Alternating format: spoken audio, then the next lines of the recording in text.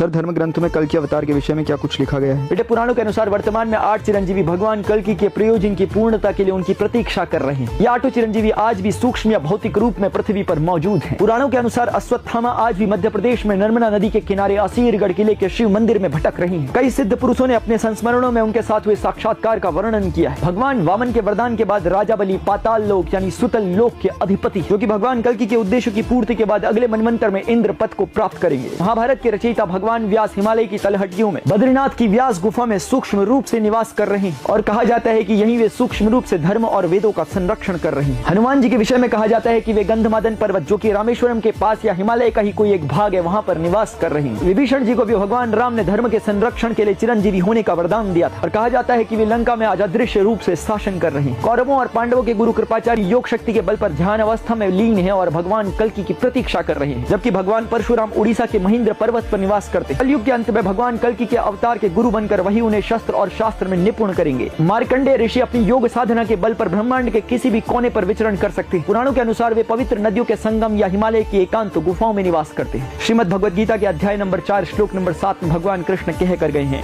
यदा यदा हि धर्मस्य ग्लानिर्भवति भारतः अभ्युत्थानम धर्मस्य तदात्मानं सृजाम्यहम्। कि हे अर्जुन, जब जब अधर्म की वृद्धि होगी और धर्म का नाश होगा, मैं इस धरती पर प्रकट होऊंगा।